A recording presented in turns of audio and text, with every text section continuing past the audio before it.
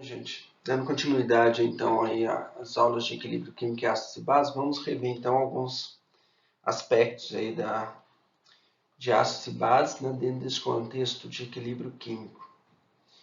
Ok? O primeiro conceito que nós vamos falar é o conceito de Arrhenius.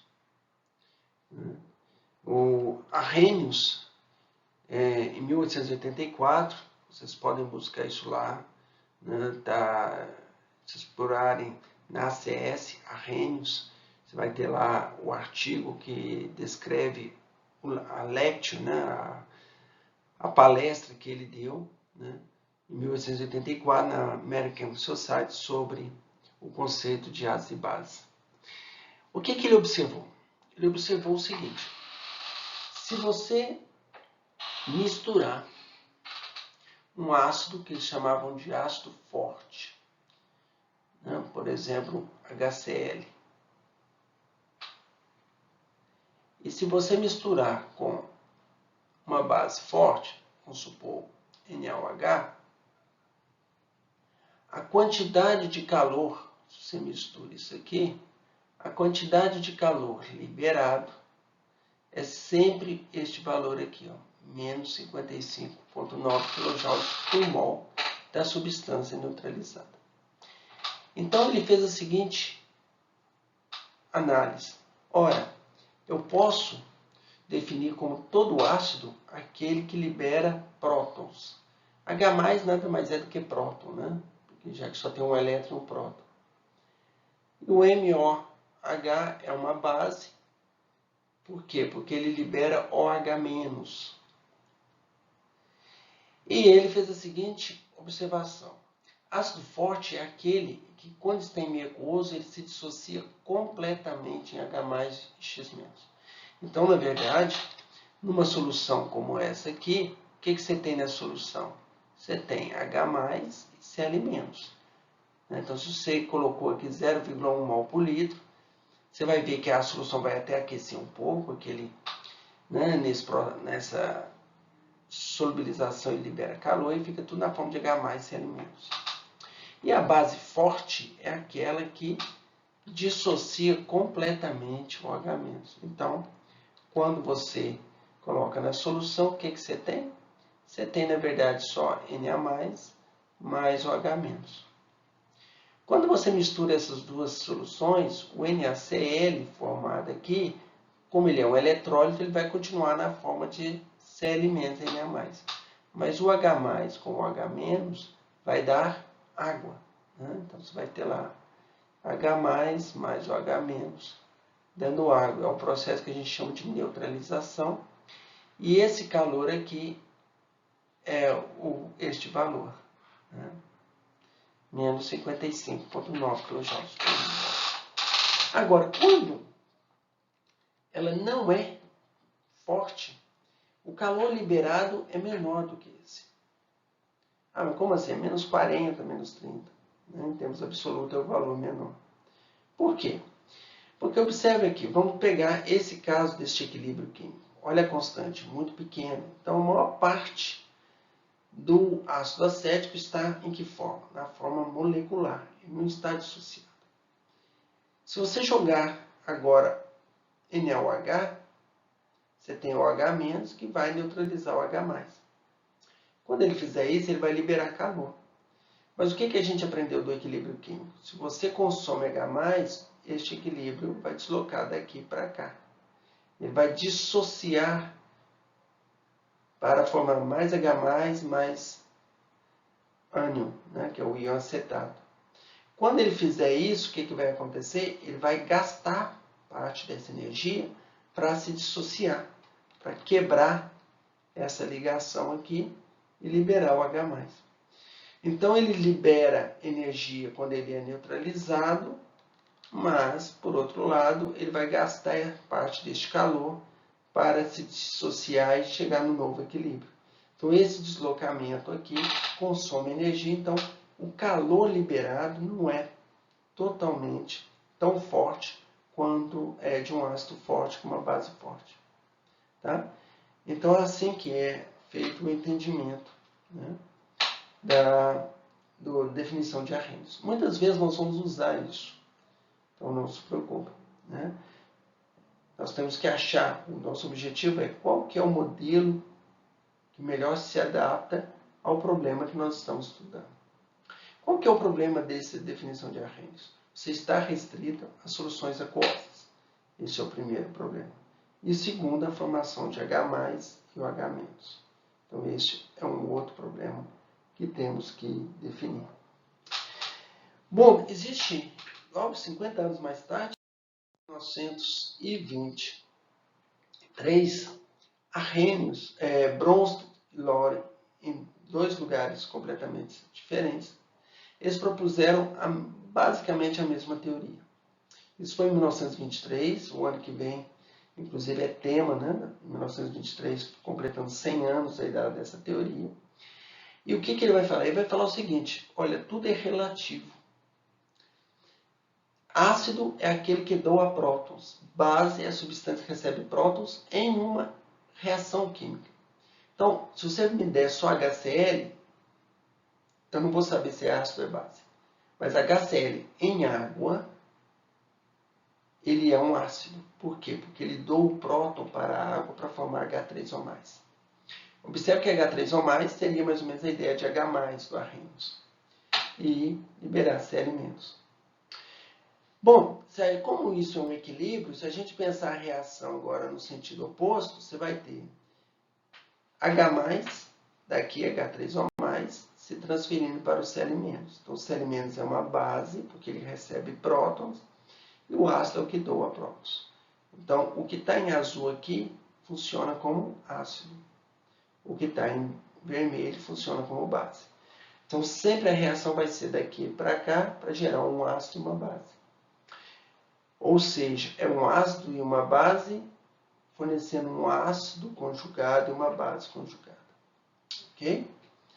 Então, é sempre nesse sentido que é mostrado nessa figura aqui. Então, isso pode mostrar que a água pode funcionar tanto como base, também como ácido. Vai depender das condições em que ele se encontra. Qualquer substância pode funcionar como ácido ou como base. Tá certo? Então, se nós pegarmos, por exemplo, o ácido sulfúrico, né, nós vamos ter lá H2SO4 mais água, dando HSO4 menos mais H3O+. Então, nesse caso aqui, quando a gente estudar a reação inversa, nós vamos ver que isso aqui é uma base, esta molécula, o bisulfato. E esse aqui é um ácido, este é um ácido e este é uma base. Se você comparar, esta molécula aqui funciona como base, mas aqui, ó, ele está funcionando como ácido. Tá certo? Então, primeiro aspecto interessante de Bronsted é que você só trabalha com prótons e você pode lidar em qualquer meio, desde que o seu solvente receba próton, doe próton, você vai ter essa transferência, ou em relação a qualquer outra molécula. Então, é tudo relativo. A mesma molécula ela pode funcionar como ácido ou como base, dependendo das condições, dependendo de quem que é a outra substância. Tá? Se ela estiver doando ou recebendo prótons. Vamos tentar entender isso melhor. Primeira coisa, quando a gente compara, né, então o ácido e base conjugados para ele, né, todas as reações são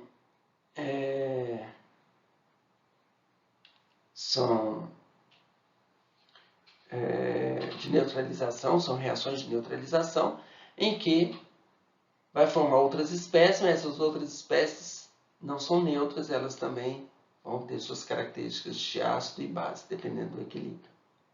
Então, você sempre tem aqui o contexto de uma substância e sua base conjugada, porque a diferença entre eles aqui é apenas a mudança de um próton. H3O+ com a água. É um ácido-base conjugados. Da mesma forma, eu poderia pegar água e OH-. São bases conjugadas. OH- e O2, O2-. Isso aqui também é uma base conjugada, né? É um par de ácido-base conjugados. Ok? E para Bronsted-Lowry, Arrhenius nada mais é que um caso particular da teoria de Bronsted-Lowry, né? Por quê? Porque é esse caso particular aqui, onde você tem H3O+, doando um próton para o OH- para formar duas moléculas de água. Tá? Um outro aspecto interessante, todo ácido forte gera uma base conjugada mais fraca. Toda base forte gera um ácido conjugado mais forte, mais fraco. Então é sempre assim. Exemplo, está aqui. Nós temos aqui um HCl, que é um ácido forte. Por quê? Porque ele se dissocia completamente. Por que ele se dissocia completamente? Porque ele tem força para transferir todos os seus prótons para a água. Para formar o quê? O H3O+, que é um ácido mais fraco do que o HCl. E formar o Cl-, que é uma base mais fraca do que a água. Tá certo? Pois bem, então tendo isso em vista, nós podemos agora pensar em fazer várias comparações entre as diferentes combinações aqui. E tentar classificar. Se o equilíbrio estiver deslocado para a direita, significa que esse ácido é mais forte do que esse. E essa base é mais forte do que essa. E assim a gente vai classificando os ácidos de mais fraco a mais forte. Aqui está um exemplo, né? Então nós temos a força relativa dos ácidos e bases conjugados no nosso nome. Vamos entender muito bem isso, né? Nós temos aqui HClO4, tirou um próton, virou ClO4-. Então isso aqui são as bases conjugadas desses ácidos. Aqui, olha, é o ácido mais forte, HClO4. Você vai decrescendo. E o ácido mais fraco é o H-. Gente, o H- base fraca. Por quê? Ácido fraco. Por quê? Porque ele teria que doar um próton para formar o O2-. E a base conjugada? Ora, se o HClO4 é o mais forte, então o ClO4- é a base conjugada mais fraca. E assim por diante. Observe se só perde um próton. Cadê o HSO4-? Está aqui embaixo. Perdeu outro próton. Você vai descendo e, claro, a base mais forte vem do ácido mais fraco conjugado. Ok? Então, observa, se eu faço uma reação, como por exemplo, HClO4 mais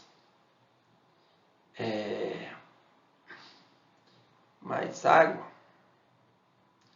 você vai gerar H3O+, mais ClO4-.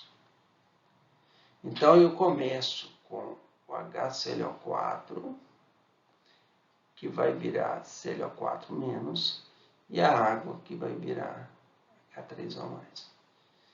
Ok?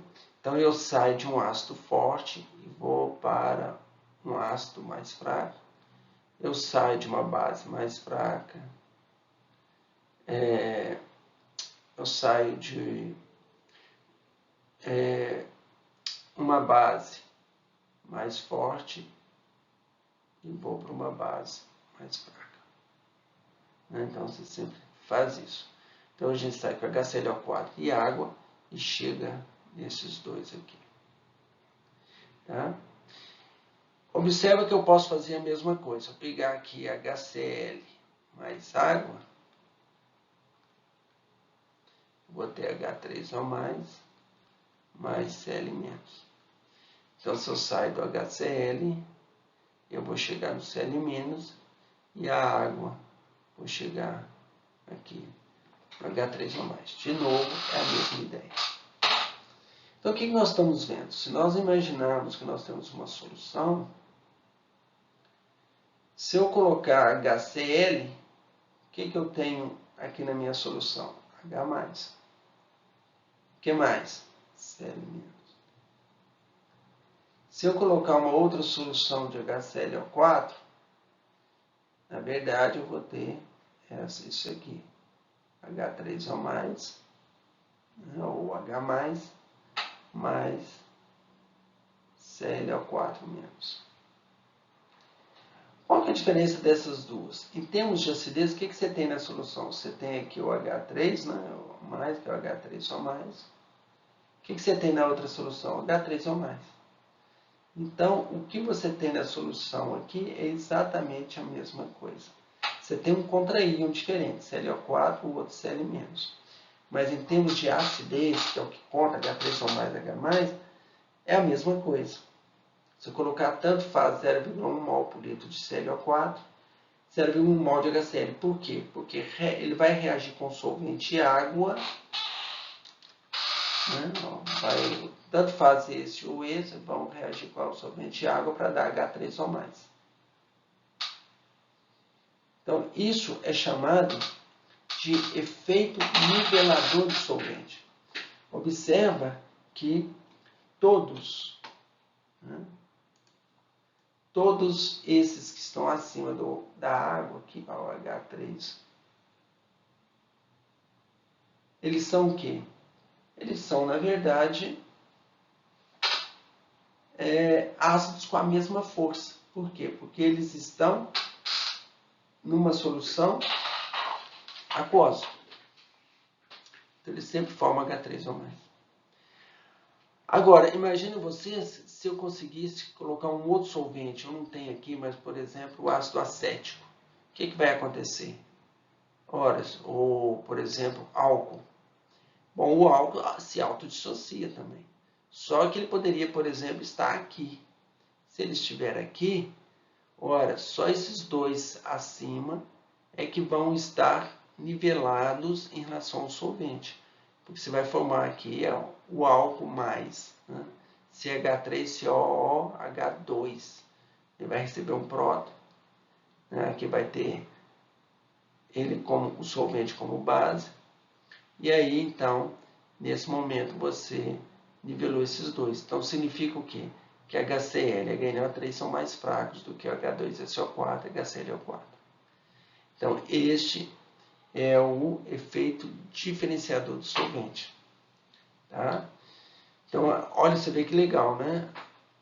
As teorias de Bronsted-Lawrence, eles se diferenciam,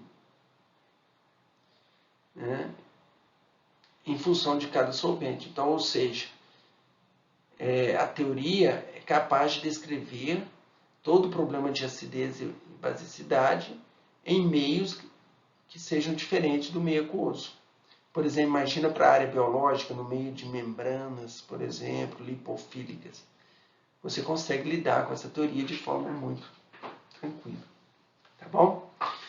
Pois bem, outra teoria que também foi lançada em 1923, que essa nós não vamos abordar muito, apenas chamar a atenção que nós temos aqui, no caso, né, dos conceitos de ácido e base, o modelo de Arrhenius é aqui, né, o H- e H+.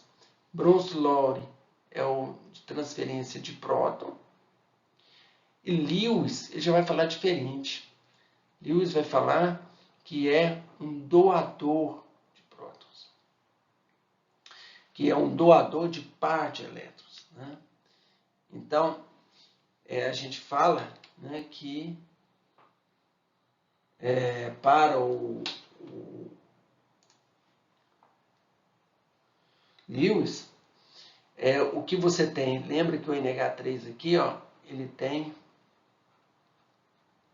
um par de elétrons aqui, ó, e que é doado para um ácido que é um receptor de prótons.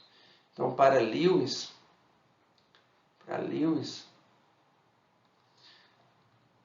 ácido recebe par de elétrons.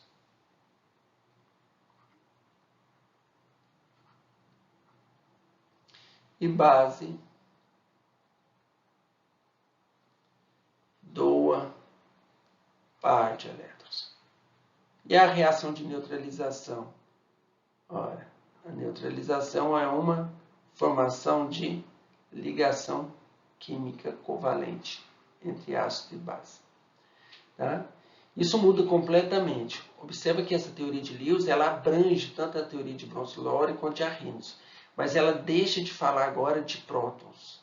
Ela vai falar que qualquer reação química, por exemplo, entre metais e bases, né, que a gente chama de bases de Lewis, como a amônia, por exemplo, são reações ácido e base. Onde que isso é muito bom? Isso é muito bom para descrever sistemas como as interações de, por exemplo, de CO com a hemoglobina, né, que ele interage lá com o ferro, e aí o CO funciona como uma base, e o ferro que está lá dentro da porfirina é uma interação do tipo ácido e base de Lewis. Reatividade de íons em meio aquoso, em superfícies metálicas, tudo isso a gente vai usar muito esse termo de Lewis. Olha, ali tem um sítio ácido de Lewis. O que é isso? É um sítio que está apto para receber um par de elétrons de alguma molécula. Tá? Mas isso a gente deixa para uma disciplina mais avançada, no nosso caso aqui da inorgânica avançada 1, quando nós tocamos, né, e falamos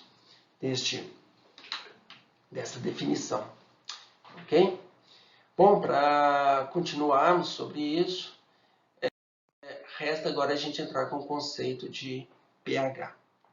Então vamos lembrar, né, antes de mais nada, que a água ela tem uma capacidade de se autodissociar, ou seja, a água líquida com outra molécula de água líquida, ela pode transferir um próton, H3 ou mais o H-. E isso é um evento extremamente raro. Por quê? Porque a constante de equilíbrio disso aqui é da ordem de 10 a menos 14.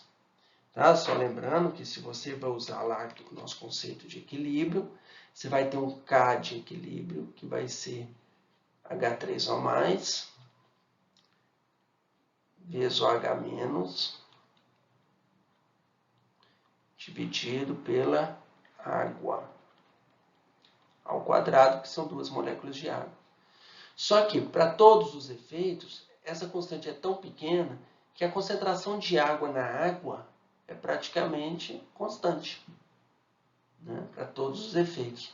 Então, o que você faz? Você pega isso constante aqui e joga aqui dentro da constante. E quando você faz isso, você tem esse constante aqui, que é da ordem de 10 a menos 14. Né? A 25 graus Celsius, o cadáver é da ordem de 13,8. Tá? Pois bem, e aí cabe a gente estudar isso aqui um pouco nos limites. Qual que é o limite que nós vamos colocar? Nós vamos colocar o limite de 1 mol por litro. Por quê?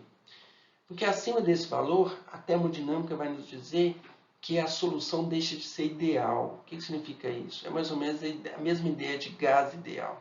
Vocês estão lembrados que um gás ideal é aquele gás em que as partículas estão muito distantes uma das outras e não interagem entre si. E toda colisão entre elas é uma colisão elástica. Pois bem, em solução é mais ou menos a mesma coisa. O H3 ou mais e o H-, onde está numa concentração muito alta, a concentração de H3 ou mais vai começar a interagir uma com a outra. E você sai da idealidade. Então, não dá mais para essas constantes trabalhar com concentração aqui.